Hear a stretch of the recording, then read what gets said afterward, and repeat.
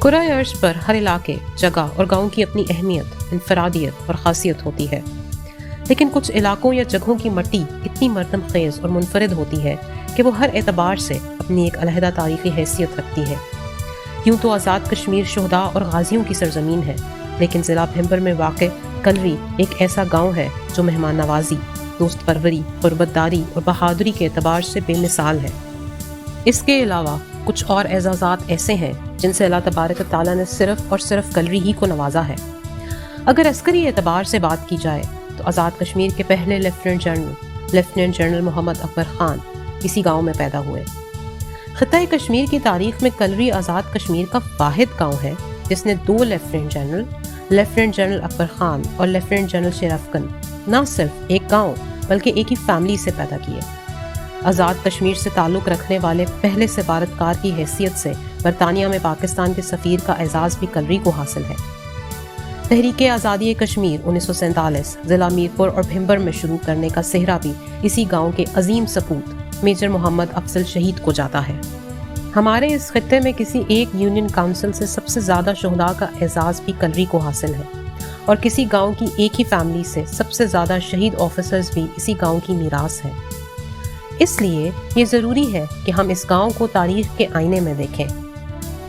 کلری Jammu region کے ضلع میرپور اور اب ضلع بھنبر کا حصہ ہے۔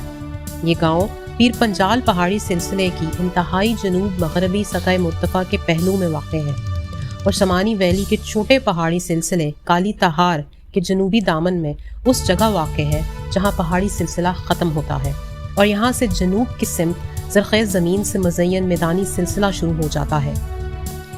یہ گاؤں میرپور سے تقریباً 25 کلومیٹر مشرق میں اور بھنبر سے تقریباً اتنے ہی فاصلے پر مغرب میں واقع ہے۔ تاریخ کے مطالعے اور ایک رائے کے مطابق کلری 700 سال پرانا گاؤں ہے، جبکہ ایک اور تحقیق اسے 400 سال پرانا گاؤں سمجھتی ہے۔ زمینی آثار اور بزرگوں سے حاصل سینہ بسینہ معلومات سے پتہ چلتا ہے کہ سب سے پہلے کچھ برہمن موجودہ گاؤں سے تقریباً 1.5 کلومیٹر شمال میں گھنٹا تالاب سے کچھ فاصلے پر مغرب کی جانب برہمن کی جاڑ کے مقام پر آباد ہوئے۔ کئی سالوں بعد جب وہاں طاعون کی بیماری پھیلی تو پھر یہ لوگ اس جگہ کو چھوڑ کر موجودہ گاؤں کی جگہ پر آ بسے۔ موجودہ گاؤں کے چاروں اطراف میں کلر والی زمین ہے۔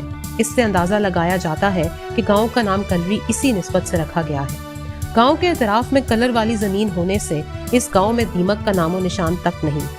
اگرچہ کلری میں اور قبائل بھی آباد ہیں، لیکن وہ بہت ہی کم تعداد میں ہیں۔ بنیادی طور پر یہ چب راجپوت قبیلے کا گاؤں ہے۔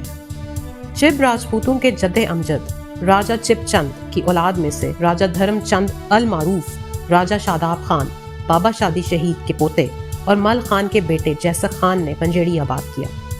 جیسک خان کے 4 بیٹوں یعنی گوہر پال، تراب خان، بندو خان اور بالو خان میں سے گوہر پال کے پوتے اور مظفر خان کے 3 بیٹوں یعنی عیسیٰ خان نے سہلر، علی شیر نے تونین اور موسیٰ خان نے کلری کو آباد کیا۔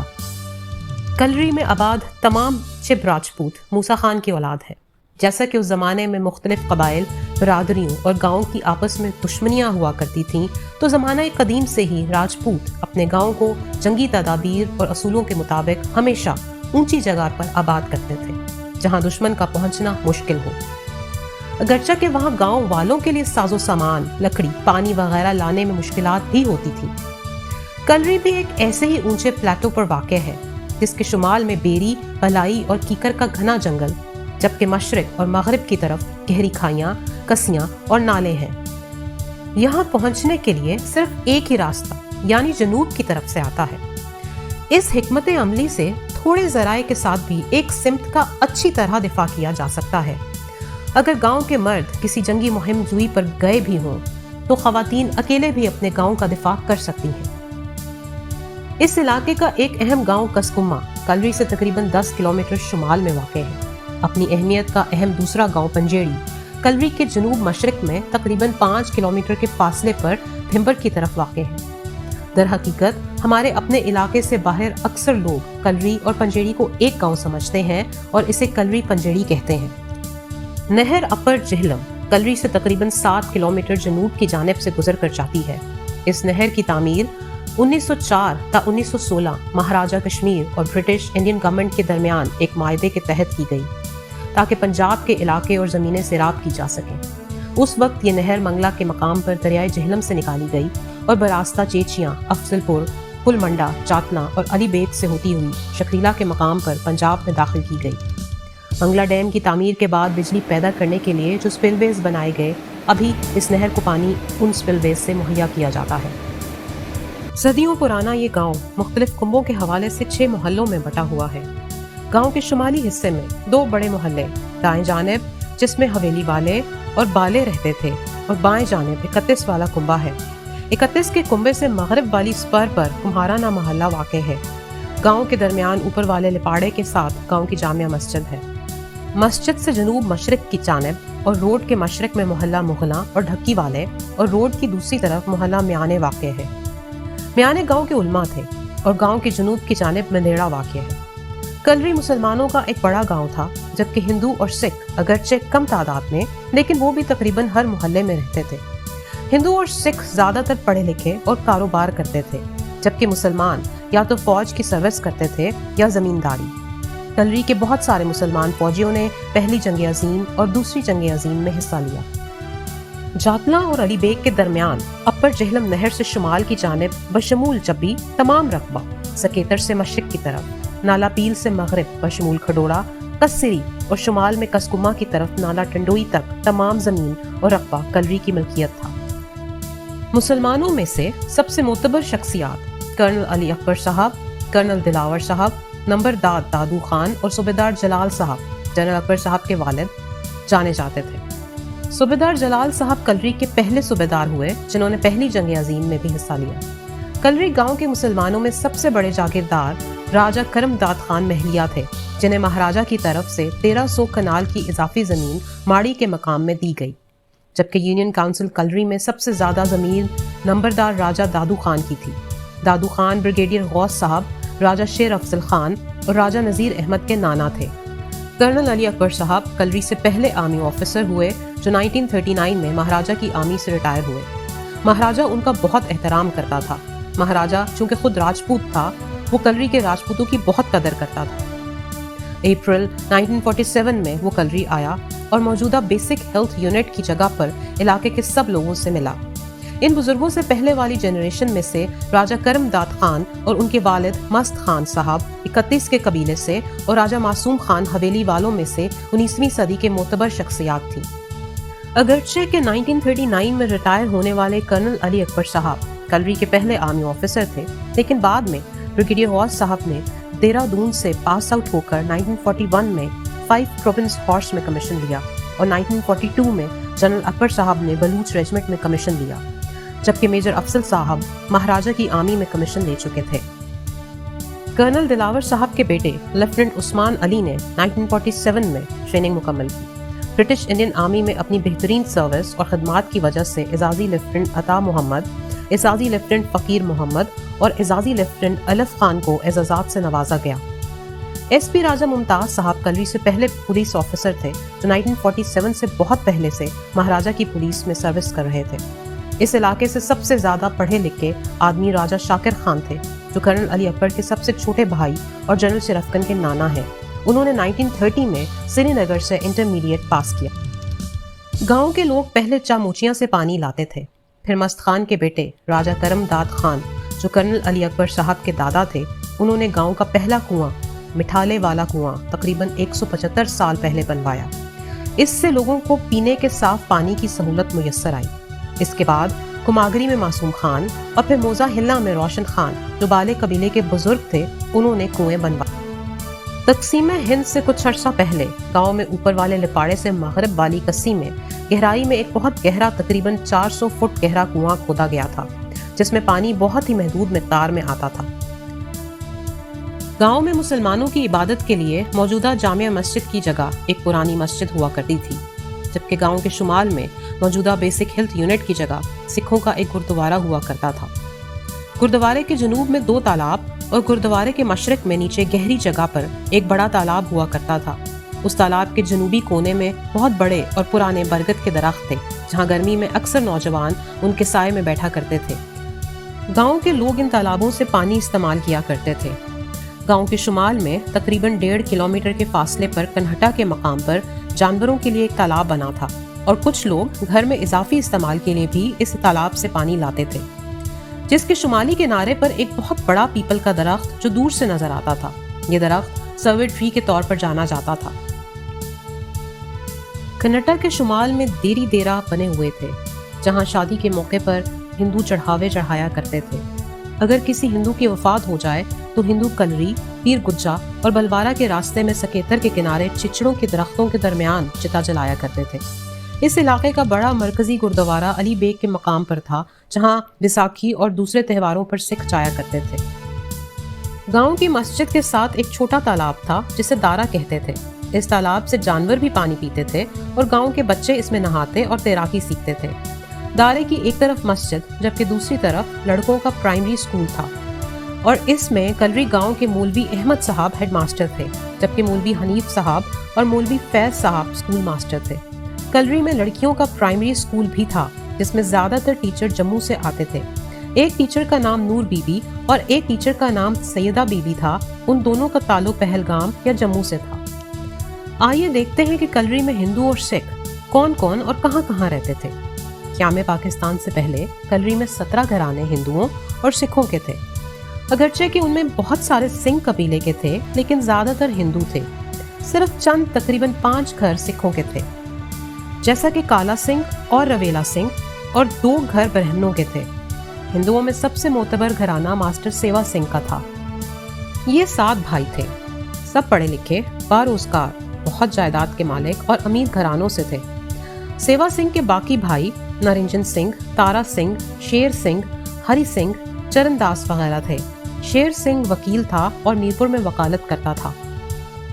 سب بھائیوں کے گھر اکٹھے اس علاقے میں تھے جہاں آج کل خان لیاقت مرحوم کی فیملی کے افراد رہتے ہیں۔ اس کے ارد گرد سارا ایریا ان کا تھا۔ سیوا سنگھ خود علی بیگ میں ہیڈ ماسٹر تھا۔ اس کے 2 بیٹے نونہال سنگھ اور ترہیت سنگھ تھے، جبکہ اس کی 2 بیٹیاں اقبال کور اور ہربنس کور کلری گرلز پرائمری اسکول میں پڑھتی تھیں۔ موتی رام، چند اور چرنجی یہ تینوں دکاندار تھے۔ چرنجی کی دکان گورا نکا میں تھی، جبکہ موتی رام کی دکان جو راستہ اوپر لپاڑے سے عزیز الرحمان کے گھر کی طرف جاتا ہے اس کی شروع میں دائیں طرف تھی، جبکہ چند کی دکان حوالدار سلیم مرحوم کی دکان سے آگے راستے کے دائیں طرف تھی۔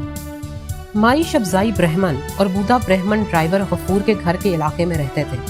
مائی شبزائی کے بیٹے میرپور رہتے تھے، جبکہ بودا برہمن کا بڑا بیٹا کرشن کشمیر آرمی میں تھا۔ اس کے ایک چھوٹے بیٹے کا نام راج تھا۔ کالا سنگھ بھی سکھ تھا۔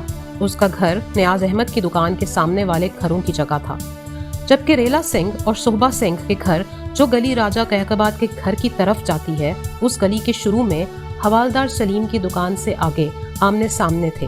یہ تینوں بھی دکاندار تھے۔ روپا سنگھ اور اس کا بیٹا سنیارے کا کام کرتے تھے اور ٹھاکر اور مالک بھی سنیارے تھے۔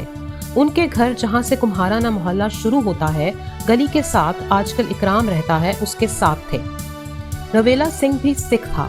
اس کے بیٹے کا نام مکھراج تھا جو کہ ڈاکٹر تھا اور مولوی یعقوب صاحب کی بیٹھک جو سڑک کی طرف ہے یہاں بیٹھا کرتا تھا۔ مکھراج کا گھر بنیڑے میں اس جگہ تھا جہاں آج کل مشتاق کے بیٹے مالک کا گھر ہے۔ سیوا سنگھ کے بیٹے ترہیت سنگھ کے مطابق مہاراجہ ہری سنگھ کا بیٹا کرن سنگھ اپنی والدہ کے ساتھ جموں سے میرپور کے راستے پر جب سفر کرتے تھے تو وہ دونوں ان کے گھر یعنی سیوا سنگھ کے گھر کلری میں آ کر رکتے تھے۔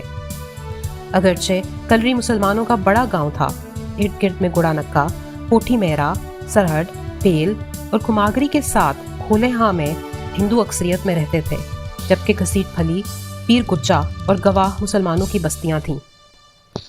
مسلمان اور ہندو سب بہت اتفاق سے رہتے تھے۔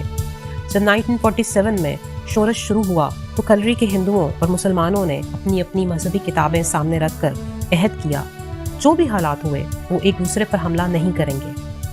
جب حالات زیادہ خراب ہوئے تو کلری کے مسلمان تمام ہندوؤں اور سکھوں اور ان کے اہل و عیال کو کنہٹا تک چھوڑ کے آئے تاکہ وہ گڑھا نکا جو ہندوؤں کا بہت بڑا گاؤں تھا وہاں خیریت سے پہنچ جائیں۔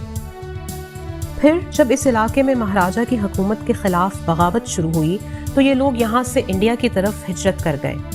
جب مجاہدین نے آپریشن شروع کیے تو کلری کے مسلمان بھی یہاں سے اس وقت پاکستان یعنی پنجاب کے ملحقہ علاقوں میں خاص طور پر سرائے عالمگیر کے علاقے میں چلے گئے۔ सेवा सिंह के बेटे तरीत सिंह के मुताबिक जब उसकी वालदा यानी सेवा सिंह की बीवी और उनकी कुछ और खवातीन मीरपुर के रास्ते जेहलम से सराय आलमगीर पहुंची तो वहां पर कर्नल अली अकबर साहब ने उन्हें पहचान लिया और अपने घर ले जाकर देखभाल की और फिर कुछ दिनों बाद उन्हें बाहिफाजत महाजरीन कैंप तक पहुंचाया, जहां से उन्हें हिंदुस्तान पहुंचाया गया। इसी तरह एक ब्राह्मण लड़की जिसका नाम गुलजार था, वो कोटली के किसी गांव की रहने वाली थी। जब गुलजार को शादी का कहा गया तो उसने कहा कि कलरी से सिर्फ 3 खानदान ऐसे हैं जिनमें वो शादी कर सकती है, यानी कर्नल अली अकबर, कर्नल दिलावर और सूबेदार जलाल खान के खानदान।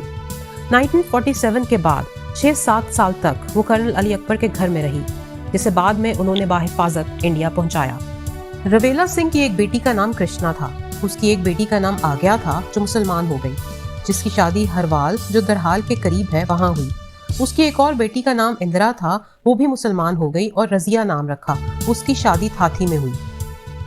हर इलाके और गाँव में कुछ मकामात या इमारात ऐसे फीचर्स होते हैं जो अपनी इनफरादियत की वजह से उस इलाके या गांव के इम्पोर्टेंट लैंडमार्क समझे जाते हैं।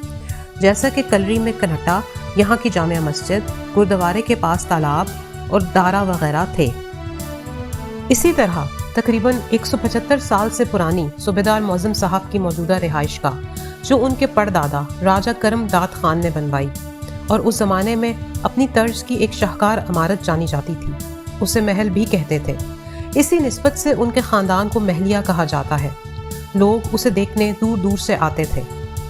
इसी तरह कर्नल अली अकबर साहब की रिहाइशगाह, जो श्रीनगर की एक 12 दरी की तर्ज पर मुरब्बा शक्ल में 1939 में बनाई गई, जिसके दरमियान में सहन और चारों तरफ कमरे थे, एक मुनफरिद शाहकार थी। कर्नल दिलावर खान साहब का चौबारा भी अपनी हैसियत रखता था। ये शानदार इमारतें 1947 से पहले गांव की एक पहचान थी। नाजरीन, इस हिस्से में कलरी के मुतल्लिक तक़सीम हिंद यानी 1947 से पहले तक की मालूमात दी गई हैं। दूसरे हिस्से में क़याम पाकिस्तान के बाद की मालूमात दी जाएंगी।